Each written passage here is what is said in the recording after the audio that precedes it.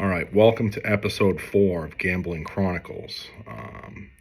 It's going to be titled The Complete Incomplete Book of Being Involved in a Profitable Betting Group. And this is going to be part 1. This will be a multi-part series. I'm not sure how many parts this is going to have, but I was taking notes this week. I kind of got a broad idea how I can structure this.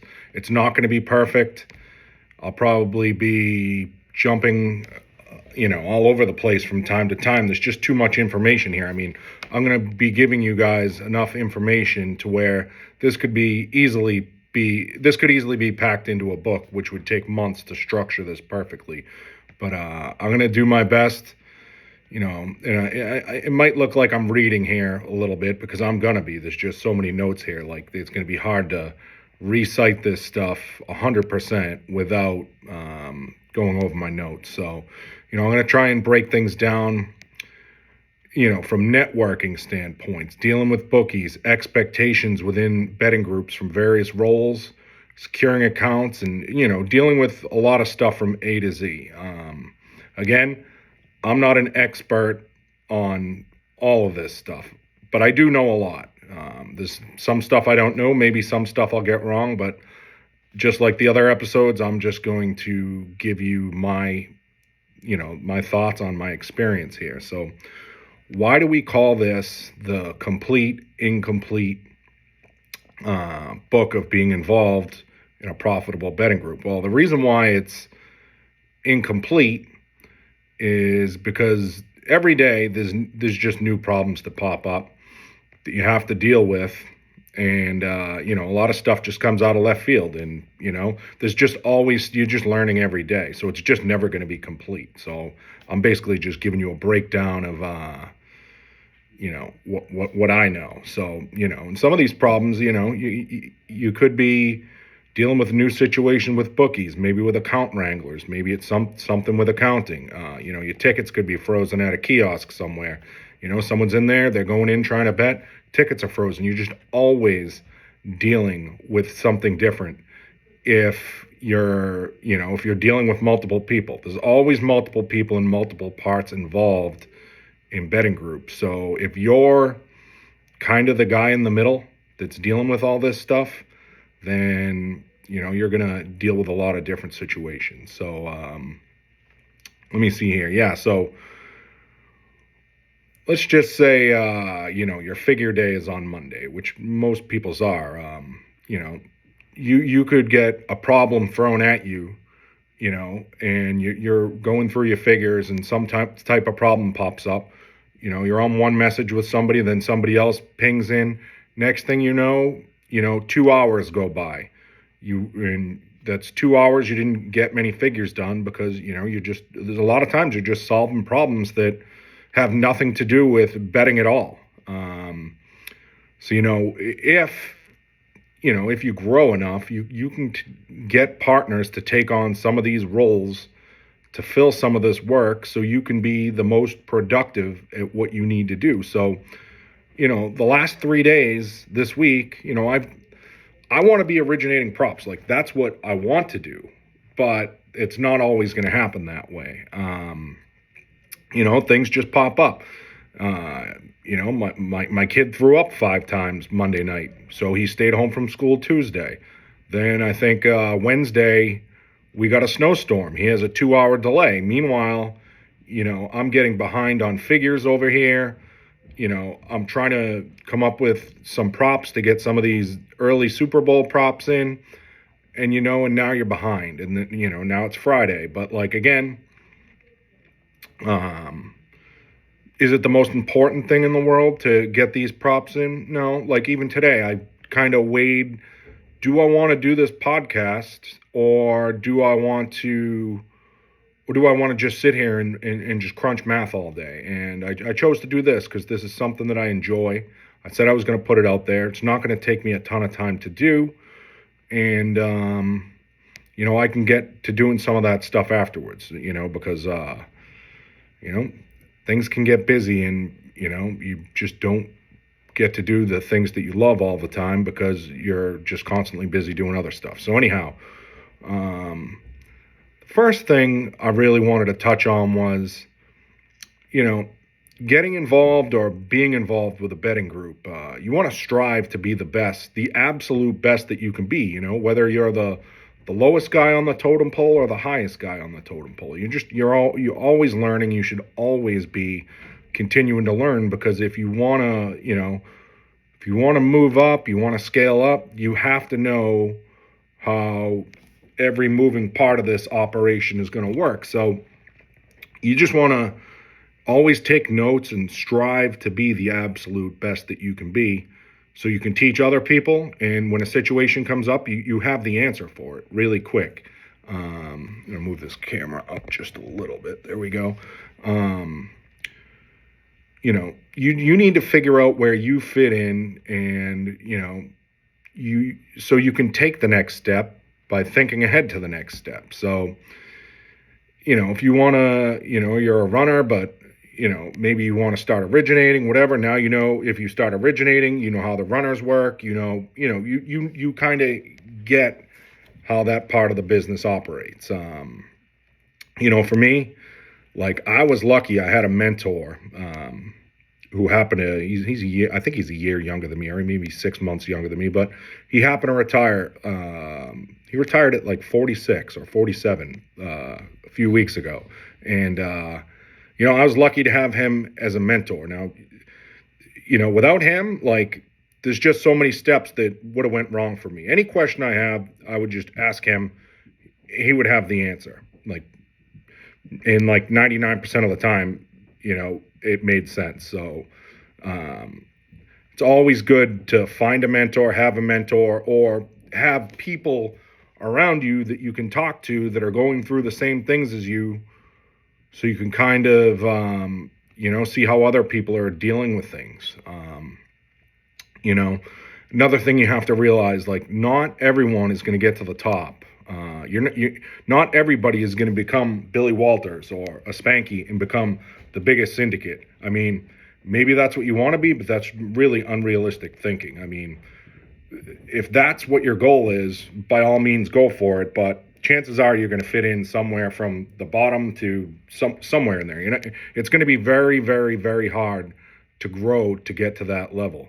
So that's something that most people need to accept and just find their place in the world. Because if you try to go from here to here and get to that top very fast, it can crumble on you very quickly. I've seen it happen a lot in poker, and that's kind of what prepared me for here, to be involved in the sports betting industry. Poker, oftentimes guys took shots, guys got crushed, and some people made it and they got to the top. But you got to remember, when you get to the top, you're also competing with the best now. So yeah, not everyone's going to get to the top. So just keep trying to learn, and try to get to the top. And if you can't, just find where you fit in. So, and anyone can get involved and do and make something of themselves, in this industry. Like, I've gone over this before, like 17 years ago, like, I had no future, no skills, partying my face off. And, 17 years later, like, is probably like a 10,000 to 1 shot that, I'd be sitting here talking to you right now, as like a pretty successful sports bettor or gambler. So you just got to continue to learn, pile up wins, and just try to keep doing positive things. And eventually, you're going to learn, and you can move on and, maybe get to the top, or get to what you consider the top to be. Like, I'm at a point right now where I probably could try and like super scale. I'm in a great position to do that, but the question is, like, do I want to do that? I don't think I do. I just kind of want to originate football props during the football season, and then have as much stuff on automation the next 6 months, and have a nice summer, and just get back to originating football props. Maybe that'll change at some point, but that's just kind of where I am now, and that's what I'm really comfortable with doing. So anyhow, another thing, so the next thing I want to touch on is, you're always on an interview, so you need to have self-awareness. whether you're posting on the internet or whether you're talking to people. It's very important. Like, you never know who you're talking to, what they could offer you or what you could offer them. You should always treat everybody with respect. And that's what I try to do. I try to treat everybody with the utmost respect, whether, they're a $5 bettor or whether they're, the biggest bettor in the world. I try to treat everybody the same. You should too. You never know when you're sitting around someone that, like my buddy I was talking about earlier who just retired. He told me, when I was going to play live poker in 2019, he's like, you never know, like some rich guy could be sitting at the table that has multiple businesses. He may like the way you think, and maybe he would hire you for like some super position, and you don't have to gamble anymore. You just never know. I mean, that is totally true. I've heard of stuff like that happening before, where, you just network out of just meeting someone. You have no idea who they are, but like you could be at the barber shop one day, and if you conduct yourself properly, and you're just talking to the barber and whatever, maybe that guy has, 100 accounts for you, or maybe that guy's networked and he's involved in bookmaking, or maybe he knows bookmakers. So like, you always got to be thinking about that stuff, no matter who you meet. Treat them with respect and treat them the way you'd want to be treated. Because if you're a dickhead, nobody's going to want to do business with you at all. And that's kind of where I am now. Like if somebody rubs me the wrong way or they're just a total dickhead, I won't do business with them at all. Just fuck you. It's not worth the money. So whatever, like when I went to play poker at Foxwoods in 2019, I found a lot of guys that had mutual interest as me, in sports betting. I found some originators there. I was originating myself. I found other guys that originated other sports. We swapped accounts, see each other's work, and then, you just kind of go from there.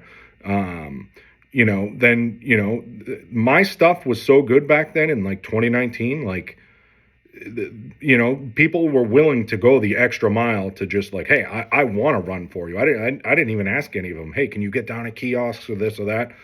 They saw the work that was going into these accounts that they were letting me bet on, and they just offered, hey, I'm going to go here for you because I see what this is doing. I can get down X, Y, and Z, and it worked out pretty good. So like, let's just say you show up at a poker table or something somewhere, and this could be anywhere, like I just touched on, if you come off as an asshole or a dickhead or whatever, like nobody's going to want to work with you, and then you don't get to build relationships like that. Stuff like that.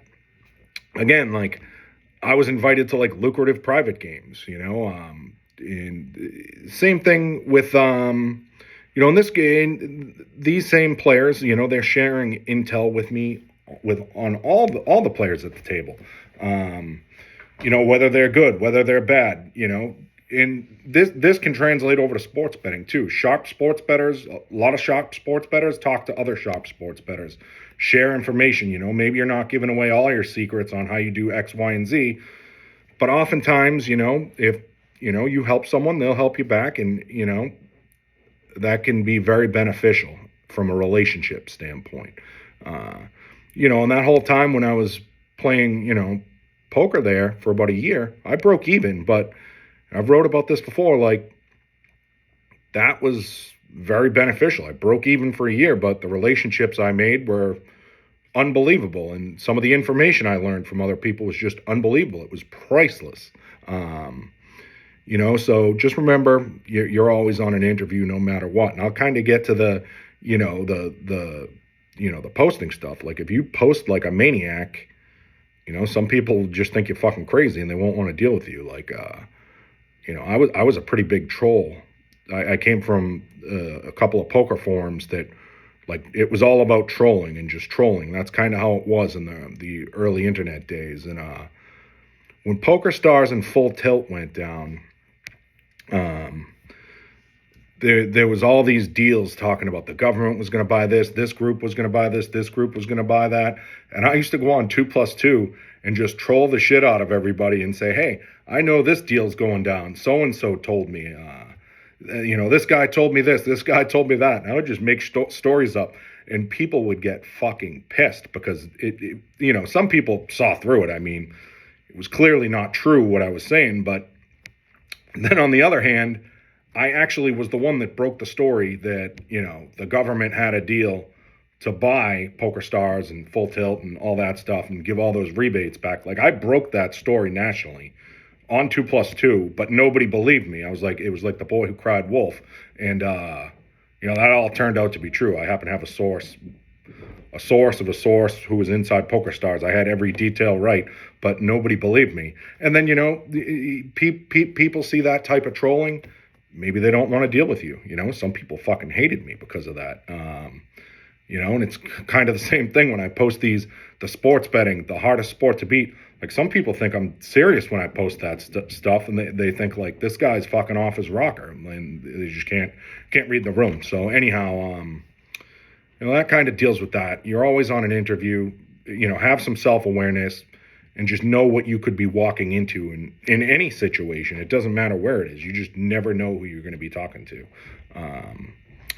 So another thing here, you got to have realistic expectations when it comes to just being involved in gambling. Like, you can't just think that everything in this relationship I'm about to get into is all about me. There's got to be like some give and take in there somewhere. A lot of people aren't going to like to hear this, but like, even if you're like the winningest bettor in your market, I mean, well, if you were and somebody really knew that, maybe they'd want to take your stuff. But no matter how good your ROI is, like, people will come to me all the time. Hey, I win at this, I win at that, I win at this, I win at that. And the truth of the matter is, like, well, how much? It's hard to get everything in. Okay, it's hard to get everything in. Like, I have trouble enough getting down when I need to get down on what I'm betting, or maybe stuff that people are sending me.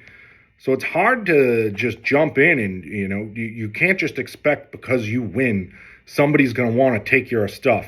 I can remember back 2019, 2020, the guy who I was talking about earlier, who was like my mentor, he had some contacts with some pretty big syndicates, and like, he's like, you're not going to be able to get like $5,000 a prop on here. That's another thing to realize. Like, back then, you could go around and maybe get $5,000 on a prop, no problem.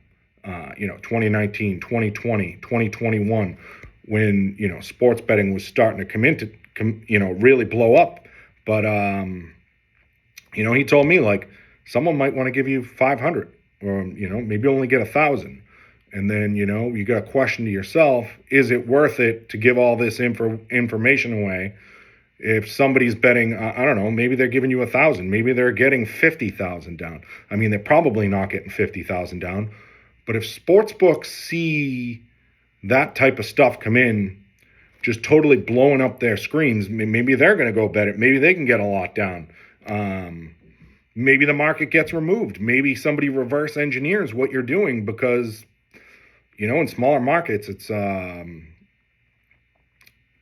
probably a little bit easier to do something like that. So, like, is it worth giving the information away? I remember I had a message with Captain Jack maybe 5 years ago about that, and that's one thing he said to me that kind of stuck was, if you do work with somebody, that market could disappear or somebody could take that stuff away. Fortunately, at that time, I just stayed kind of as a lone wolf and just kept trudging along, getting down bigger amounts versus jumping in with like some bigger syndicates back then. And they didn't want my work anyways. Like I said before, like, I wasn't butthurt about it, but like, it makes more sense now looking back on it. Like, if this guy's hitting, I don't know, 56% of his college football picks and he's getting down $1 bazillion, why does he want to put my, NFL player props or college football player props in his account? He already had, he probably already has somebody doing like NFL player props. And that's another thing you got to think of. People have alliances with other people that they fill for, and they have to get that stuff in and their own stuff. And they're not just going to want to take some new guy off the street and just be like, hey, yeah, we're going to give you everything, buddy. It's all yours. So you got to realize, like, just be ready to get rejected a lot as you network, because not every piece is a fit. Not every piece fits a puzzle. So, you know, it does. It takes a lot of time to integrate somebody into a rotation. It doesn't just happen overnight. And like, happens a lot during the year. People will message me during the year. I might not get back to them for a day or 2 days or a week or maybe 2 weeks.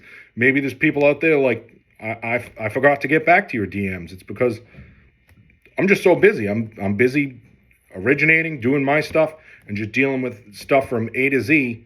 And it's just hard to take someone in and just be like, hey, yeah, that's why like a lot of guys I've been just sending over to a lot of people that like, oh, we want to get involved, we want to make money. I'll just send them to some of my partners who, have some of the same interests as me aligned, and it'll work out that way. But another thing in this business that you really need to do is you need to stay on your toes. A lot of people out there have like unrealistic expectations when it comes to percentages. If they're moving for you, running for you, or they just don't understand how it works. So, someone gets you an account, you offer them a free roll with makeup. Now, most guys understand what that means, but most inexperienced guys don't know what that means, and they will just yah you to death. They'll just say, oh, yeah, yep. Oh, I totally get it. Yeah, I understand that math. Yep, I understand what makeup means. And then, I've run into guys where they just try to ignore the makeup when we have a winning week. Like, we'll lose 10,000, pay 10,000, we'll win 5,000, and then they think they're getting like a cut of the 5,000. And even though it was thoroughly explained, some people just don't understand math and they don't understand how that works, or they're just so eager to get their hands on the money. So you always need to stay on your toes and make sure all your agreements, no matter what they are from A to Z, that people understand how that stuff works. I wasted like an hour or two with some guy a couple of years ago, and he thought that was exactly what was going to happen. He thought like he was just going to get. He said he had so many accounts and this and that. And I was like, all right, well, if you have this many accounts and you can get this much down, and he had all the right stuff set up. And, he was vouching for all the money, but he wanted like a 25% free roll. He thought it was all winning weeks. And like, it's a good thing I explained, like I went over it again at the end of the conversation, and he didn't know. So like, you got to cross all your T's and dot all your I's, or, you're either, you could get stolen from, or, not like inadvertently stolen from, because that's just the way some people think that these deals work. And I'm going to get into a lot of that stuff later. I'm going to, a lot of topics I'm going to get to. I'm not going to get to them all today, but I have a lot of stuff I'm going to get to here. So yeah, let me see here. Yeah, I had a guy last year. I made a notation of this. This guy here, he just kept pinching money every week. He was through somebody, one of my friends is like, oh yeah, I have a buddy who can get this account. He got a decent account.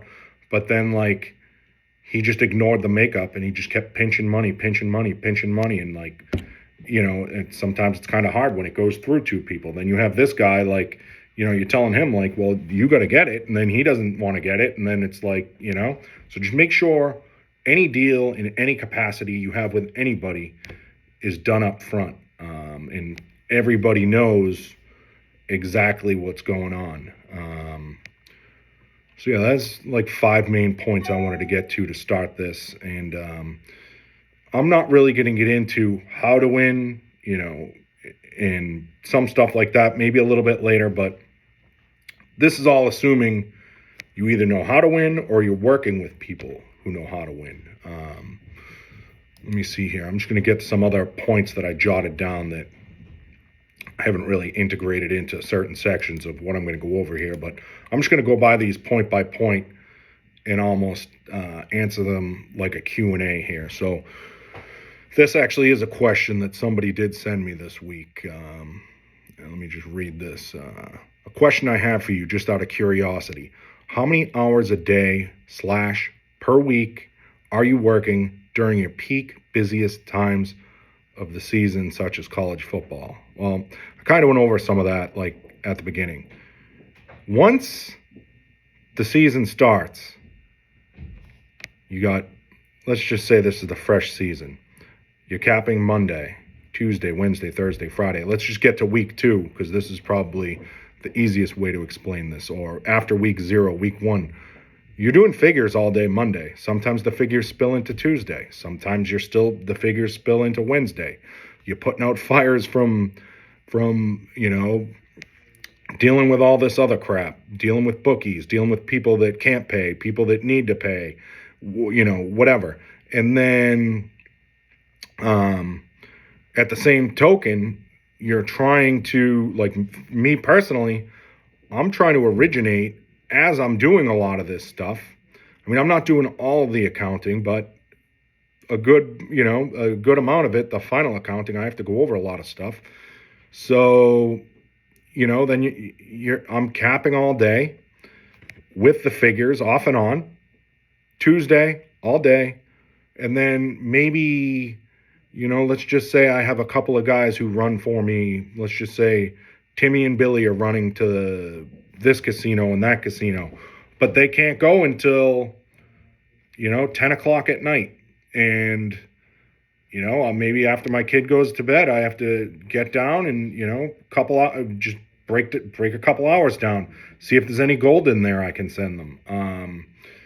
Because one thing I've tried to do is structure my routine as to where I'm not really going to jump into stuff until I know people are going to be where I need them to be. Or some stuff I will that's going to be sent out, that's going to be blasted, like that needs to be blasted on screens and stuff like that. But, some stuff I'll just wait to cap until I know that they're going to be there, because for that specific casino, I'm not going to put a lot of time into stuff if it's potentially going to move, and it probably is if they can't get there within a certain time frame. So it's a lot. So that's Monday, Tuesday, Wednesday, Thursday, Friday, and then Saturday morning, early in the morning, all the way up until kickoff. And then I try to get out of here by 3 o'clock in the afternoon, and then spend time with my son from 3 till whenever. And I've taken Sundays off. That's what another part of the reason why I don't do as much NFL anymore. It's because there's just not enough time. I would literally have a stroke if I tried to condense and do everything. So I just try to stick with what I'm good at and have partners that maybe do the NFL or sports that I'm not involved in. How's that changed over the years as you've expanded and scaled up? Well, I've talked about this before too. Like, before they used to release the lines at 10 o'clock on a Saturday morning. So it was just a race between who could get the bets in first between 10 and kickoff. And then, none of these lines were available. So it was a lot less work back then. It's a lot more work now because you're competing with more people, and all the releases are spread out throughout the week, and there's just new stuff popping in and out. So yeah, it's a lot more hours now than it used to be, at least for me. Let me see here.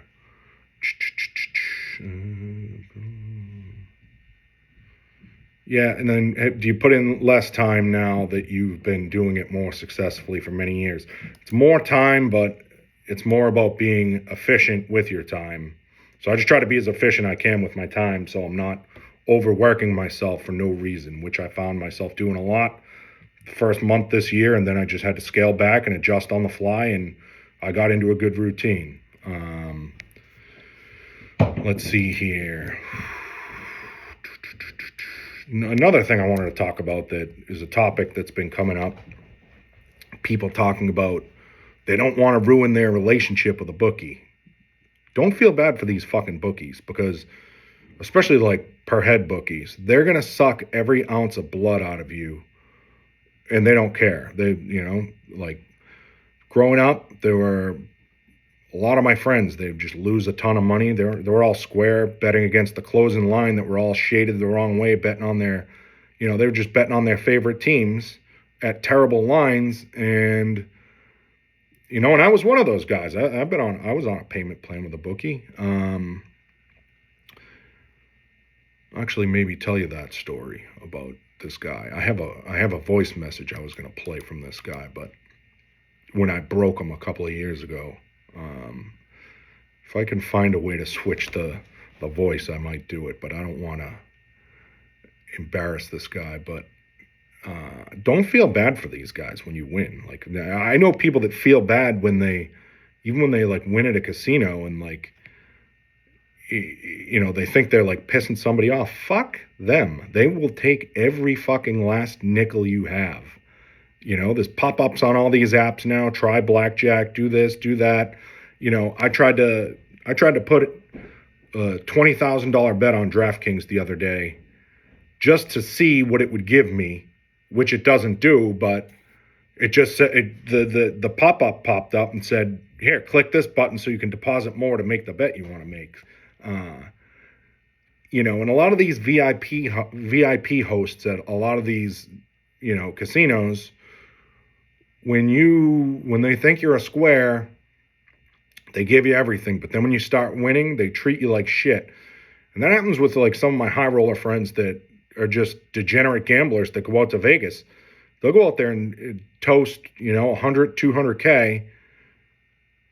They'll get the world thrown at them. And then if they go back and they get, thrown some comps and they don't gamble for that 2 or 3 or 7 day trip and they don't put a lot of action in, like, these hosts are up their ass. They're trying to fucking suck all the blood out of you. So don't feel bad for these guys. Don't feel bad for local bookies. The story with this guy, the local bookie, I'm not going to play the voice message, but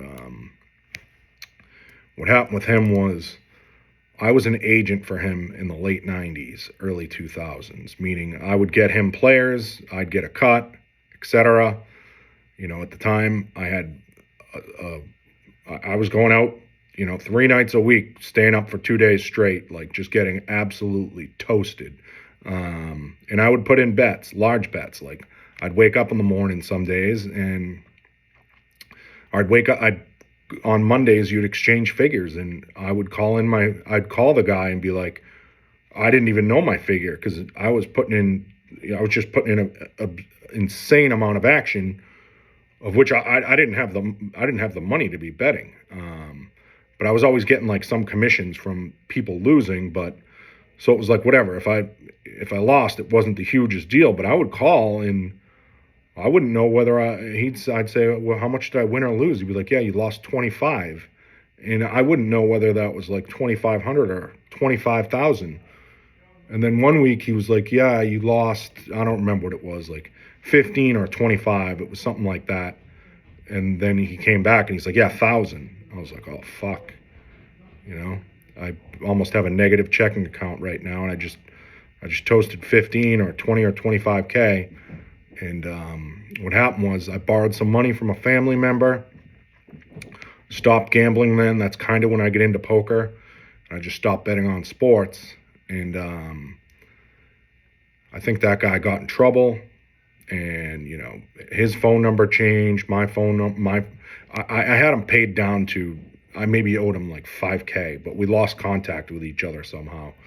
And that's just the way it was. And I hadn't heard from the guy for years, and I always had it on my like list. Like, whenever I see this guy, whatever, I'm gonna pay him. Like, we legitimately lost contact. It was harder back then you didn't have the internet kind of how it is now to like get in touch with people. Like, this guy got in some big trouble.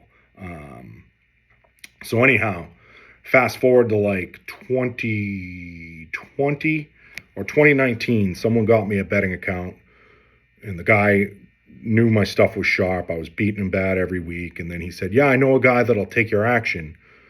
But he said it was a guy in another state or something like that. And I was like, yeah, whatever. So he put me in touch with this guy. And it happened to be the guy that I owed the 5K to. And, we talked, and, a lot of these guys are cocky. I mean, he was a nice guy, but he was cocky. I said, look, he goes, do you have any friends that bet? And, I was honest with him. I said, yeah, I have friends that bet, but they're gonna try to win. Like, these guys are they're winning poker players. They might be winning sports bettors. Like, you know, they're gonna try and beat you. And he was just like, you know, I've never lost. Like, I'm undefeated since like 1985 or whatever. Like, it's impossible to, like, some bookies still believe that it's impossible to win, you know, because they just haven't dealt with sharp people before. Or, you know, maybe they deal with sharp people, but they have losers that just overshadow all that action. There's still some of those guys out there that exist. And so he took some of my friends' action, and, you know, they spanked him hard. And I spanked him pretty hard too. And, you know, I paid him the $5K that I owed him. I made good on that. But again, if we had lost $250,000 or whatever, he would have been dancing around. But like, he was crying poor a little bit, but he paid out, and, you know, he was honorable. But just remember, like, these guys, they don't give a fuck about you. So, you know, whatever. That's just how it is. You should be trying to crush them. And I think it's good to be upfront about it when you're dealing with a lot of these guys. Tell them you're trying to win. You want to win. Like, I'm going to do my best to try and win. Then when they realize you're sharp or whatever, you just tell them, look, buddy, I told you I was trying to win. So, like, what do you want me to do? Like, you're the guy taking the bets, not me. Do you want me to approve you know, do you want me to tell you that it's not a good bet to take because, you know, I know I'm getting the best of it? So never feel bad for those guys. Another thing, like, as a gambler, when you're coming up, like, I got to a point where I had a really good bankroll, and, you know, I was untouchable for years. Untouchable. Like, barely any losing weeks. You know, my worst weeks were break-even weeks, and those didn't even come around that often. So, like, you know, I hit it at just the right time as legalization happened around here, and, you know, I scaled my bankroll pretty well. And this is the one tip, like, don't jump the gun on specific bets that you're like rushing in to bet it because you think it has value. And I'm going to tell you a story about this one. I woke up one day and it was the NBA draft. Now, I don't remember who the draft pick was. The one where Paolo Banchero went number one. And I read these odds on different sites, and I was like, what the fuck's going on here? They got the wrong guy listed. And, you know, I didn't really think it through, and I started making some calls and sending some messages out. And I was like, hey, man, like, can you get me down? Like, I want to put 50,000 on this. Can you get me 50K on this? And, you know, a couple of people looked around like, this guy isn't awake yet. This guy, you know. And it was a fucking sure loser. I was going to bet on the other guy. I wasn't going to bet on Banchero. For some reason, the way those odds flipped, and I just wasn't thinking that morning, almost put in, like, maybe the biggest bet of my life up until that point. Just because I knew I had, you know, I was running so good for months, years. And I don't know. It was just a blip on the radar where I just wasn't thinking. And luckily I didn't get the bet in. And then Drew Dinsick broke it on, I think he was on with Gil in the morning or something. And I happened to pull it up on the computer, and he broke the story that Paulo was going number one. Because I think another thing that tricked me was Woj was reporting that Paulo wasn't going number one. The other guy was going number one. And I was looking at that, and I'm like, this guy's never fucking wrong. You know, like, Woj, you know, like, these odds are wrong. I don't know why this is like this, but Drew had the information, and he did go number one. And that, I saw him at Bet Bash this past summer, and I told him, thank you. Like, that really saved me. Like, if I'd continued to pounce on that morning, like, I don't know, it was just like a moment in time where I just jumped the gun, and I was like, this is wrong. I'm going to fucking pile in on this. So don't jump the gun on, like, specific bets like that, especially in a market where it's an information market that, you know, I fucking knew nothing about. So another thing I want to touch on is free play. When free play goes into your accounts, like, for the longest time, like, you know, maybe it wasn't the squarest thing to do, but I would just bet props because I had such an edge on, like, a player prop. But then, like, the guy who's my mentor told me, no, the most optimal thing to do is just take longer odds. Like, why are you gonna win, risk, like, let's just say 100 in free play to win whatever it is, $80, when you could, you know, put 100 to win 800 on an underdog, or 100 to win 500 on an underdog. So yeah, obviously I don't know the exact answer, but optimally you're supposed to put in on those dogs. But on the flip side, we got a great account one time, and this guy was paying out like hotcakes, didn't care. And then he gave us all this free play on a week we lost. And I put in like 6 underdogs at like, it was like maybe, let's just say 300 on each underdog. And they were all like 7-1 dogs, and I hit like 5 or 6 of them. And the guys like they were just totally random. I had no information on the games. I just blind threw them in there. I hit all those, and the guy cut the account off. So when you're messing with that free play, maybe it's not the best to be optimal. It just depends on who you're dealing with. And a lot of these sports books see people dealing with these free plays optimally now, and they might, they might read that as a sign of sharpness and cut you quicker too. So I don't know. It's something that's kind of tricky. You got to kind of juggle how you deal with that stuff. Another thing I wanted to stress is, as an account wrangler, okay, the most important thing you can do if you wrangle per head accounts for somebody is stay off the fucking account. Like, I've seen more problems happening with these per head accounts. Someone's like, hey, I got a bookie, like, some guy out in wherever, and fucking, I don't know, let's just say he's in Missouri. He gets you a book, and he's like, yeah, like, this guy's great, blah, blah, blah. Then he's logging into the account 10 times a day. And then the bookie, you start beating this per head account. And then the next thing you know, the bookie's like looking, or he's getting a message from the site. Oh, there's logins coming from all over the place. He's logging in from his Wi-Fi. We're logging in from somewhere else, or whatever it may be. And then they see, and this guy's logging in from his phone. This guy's logging in from, his Wi-Fi. Then, I'm logging in from somewhere. They look at that and they just say, all right, this is syndicate action. And then they'll use that as an excuse not to pay you. So, it can turn things into a fucking clusterfuck. If you're constantly logging in on these accounts, it just doesn't look good. Best thing to do, stay off those accounts. Just log in from your 5G on Monday morning. Check the figure, that's it. I know you want to see what the bets are on these accounts and see what the sharp side is, but most often time, even if you were going to try and copy that, which is unethical in itself, you're going to copy the bet that's going in, oftentimes those lines are gone, So if you want to know, you really want to know, like, what you're sweating, maybe message your guy and be like, hey, what do we have tonight? But even that, like, people don't want to spend time telling you, like, oh, we have this, this, this, and this.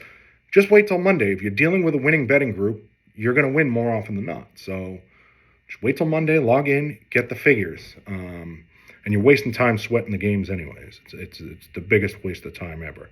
I've tried to cut back a lot on that over the years, and I've had to, because if you have a kid and you're constantly sweating games, then you're not a good parent probably. So keep that in mind. That's coming from an all-star parent here, okay? Let's see.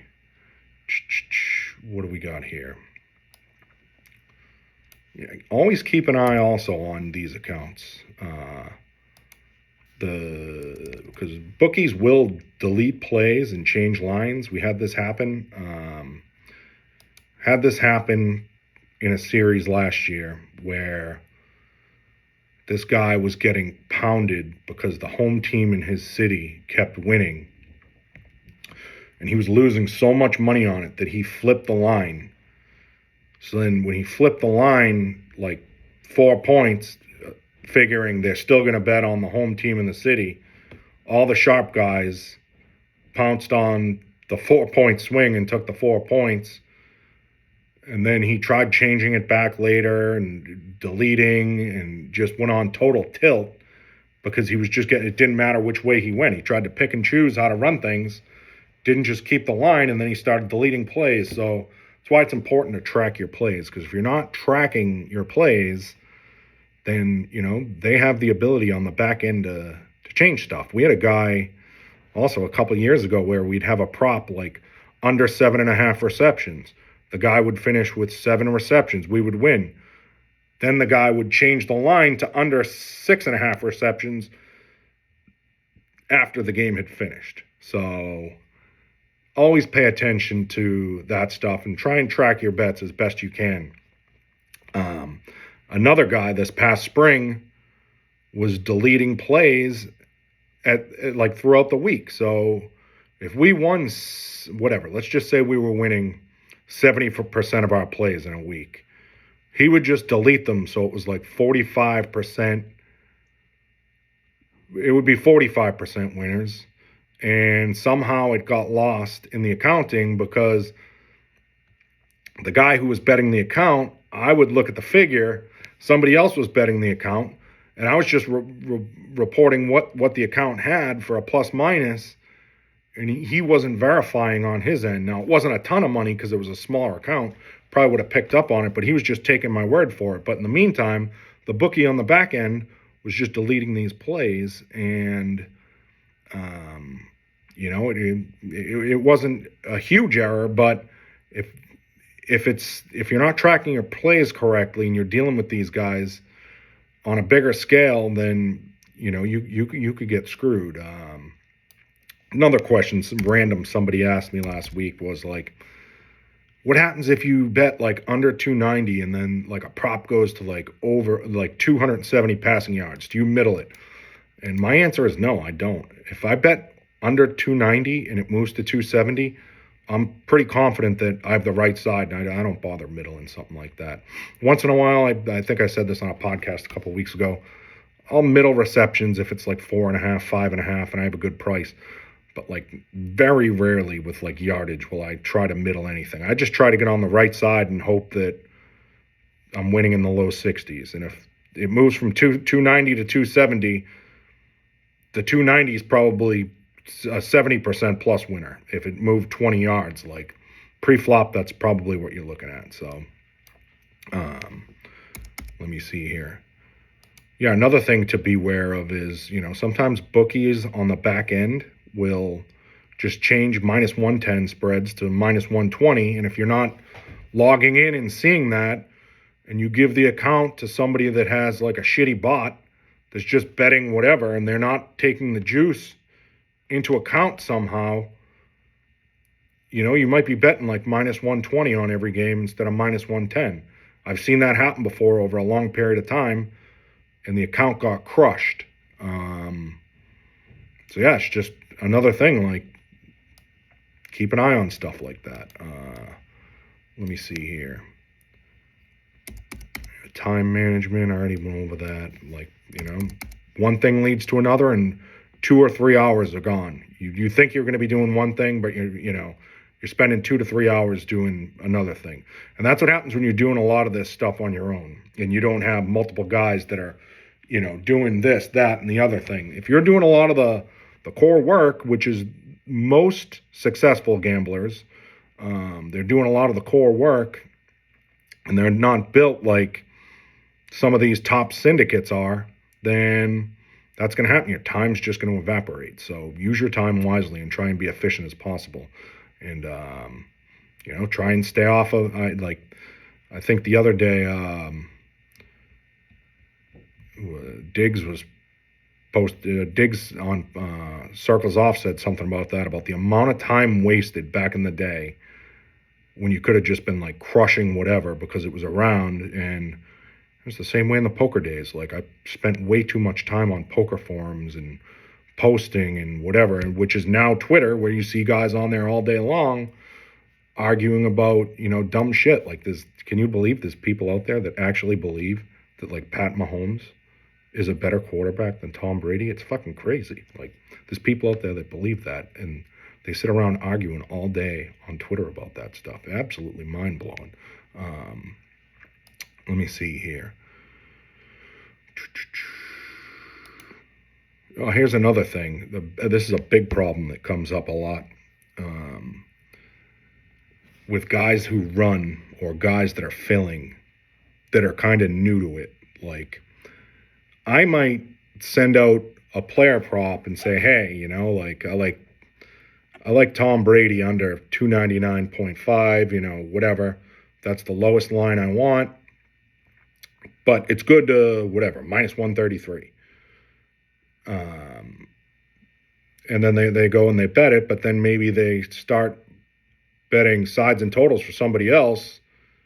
Somebody sends them a side or a total, and then, it's supposed to be minus 110, and then they turn in 113. And then the guy who sent it to him is like, what the fuck? Like, I don't want 113. Then they got to eat all that. And that's entirely their right. Like, I know a guy that was moving for a group years back, and, they'd say minus 110, and then the runner would go to the machine. And this is when you could just bet unlimited in some kiosks in the early days. A guy would bet, minus 111, and he'd get down whatever. And then, they had to eat a lot of those bets for like a day or two or whatever. But always try and make sure you know what the absolute worst is on whatever you're filling. Because not everybody that's sending them out is going to be efficient. Like, some people send out plays and it's like fucking hieroglyphics. Like, someone will send me something like, hey, can you get down on this? And it's like, what fucking team, what sport, what team does this guy play for? I don't know. Like, then they won't clarify the juice. And then you ask them, well, what's the juice? And then, they might be different per play. Try and be upfront and make sure you get all of that information before you're going out and placing bets for people. Because if you start guessing, maybe they turn it down. And then you got to eat it, and then you get stuck with a shitty bet. Actually happened to me a couple weeks ago when a good partner of mine, he was in Europe, and he sent some stuff out for me for the national title game, and I rejected a couple of them, and he actually got the best of it. He got the worst lines, but they both won. So yeah, you got to always think and make sure everybody's on the same page when it comes to that stuff. Here's another one. I had a runner do this this year. We bet a guy one week. We bet his under. And then he came back with turn-ins the following week. And he had the same guy. He had a guy listed that we bet the week before that we didn't bet that week. And I'm like, well, where did this play come from? Was this just like a mistake? And he said, like, we always bet this guy. So I bet him again. And I'm like, I don't like him this week. Like, whatever. And I actually didn't penalize him for it. It was like a neutral play. I kept it. It lost. But again, don't take it upon yourself to make decisions for, people that you're betting for. The people that you're betting for know what they're doing. And if you're the guy going to the machine, or you're the guy filling somewhere else, then it's likely that you don't know. And if, don't take it upon yourself to bet stuff that just because someone bet it the week before. If you see someone bet something the week before and you bet it on, why would you bet it on your own the next week if you have no information on it? Even if you were betting it for yourself. But people do that stuff. Here's another one that has come up multiple times over the past, 8 years or so. Send out an under rushing yards on, let's just say, Marshall Faulk. Send out under receiving yards on Marshall Faulk. And then somebody will just play the rush plus receive. It's not the same bet. It's a completely different bet. But that's like the most common mistake that I see when plays get sent out. Send out the rush, send out the receiving, and then they just think that the cap for the rush plus receive is the same, and it's an entirely different. It's just an entirely different bet. It's not the same thing, but that's very common. So make sure you know the difference between what you're betting and what you should be betting. And if you're going to make a run at being a professional gambler, there's a famous thing like Dana White talked about. I see it all the time on these reels on like Instagram and stuff where, if you own a business, then be prepared 24/7, 7 days a week, no holidays, weekends are gone. I mean, you can make things pretty efficient where you can take some time off or take certain days off. But, someone always says, hey, like, in the middle of football season, you see this series on Netflix? No, I didn't, because Jimmy and Tommy were waiting for me, and I had to go, blast out all their plays and get them to them so they could get down on them. So a lot of stuff gets taken away. I mean, you have a lot of freedoms, but at the same time, like be prepared to work a lot. Or you're just not going to be successful. If you half-ass it, you're going to get half-ass results. So yeah, be prepared to work long days, long shifts, and make sure you get your sleep. That's the most important thing that I can do now. Is like, that's another thing about sweating games. And other guys in their late 40s, maybe early 50s, can attest to this. Like, when I was younger, I could go out and drink all night, wake up and work the next day. Would I be as efficient? No. Or I could stay up late and work really hard on 3 or 4 hours of sleep. When you get in your late 40s like me, or your early 50s, you need that sleep. Like, even if I get 8 hours sleep some nights, I'll wake up and I'm just, I'm ready to go, but it's not like it was when I was younger. So I'll take an occasional nap here and there for like 30 minutes. But the most important thing is stay rested, get sleep, because you fall behind, you're fucking screwed unless you have already built up a team that's taking care of everything for you. And, some situations that works for me, but, when it comes to the originating side, it doesn't, because I have to do that portion of the work. If you're a lot of young guys I see take on too many partners because, maybe they're dealing with somebody they're moving for who's winning 61, 62% of their NBA props. And then they just think, well, this guy wants to bet too, and he says he's a pro. Just because one guy's winning at X rate doesn't mean the next guy's winning at X rate. So make sure somebody's a bona fide winner before you start investing in them. And that's the thing. Like, some people just aren't hungry. Some people are too hungry and overestimate their edge. So, like, you got to find a balance in between. As doing this as a business. You got to be really hungry, but you need a balance, and just don't overestimate your edge, because that's how you can get in trouble. Like I said earlier with that NBA story, I almost piled $50K on that fucking bet, and wouldn't have been pretty if that went down. That would have been a pretty low moment. It wouldn't have crippled me or anything, but that would have been a fucking shitty bet to lose with the way the information, I just read the market wrong. The other thing, if somebody's posting all their plays on Twitter, most likely they're a fucking loser, okay? Not a winning better. Anyone charging for picks out there, 99.9% are losers, okay? And I've said this before, maybe with the exception of like Hitman. I don't know I wouldn't recommend any service to subscribe to, okay? And that's that, and I'm not going to mention any names, but you got to be able to get their picks at their price, get them down when they release them. That's like a job in itself. Even for like the best services out there. So I don't know, do the work yourself or hand the accounts off to somebody who knows how to win. I'm not saying you got to give your accounts to me.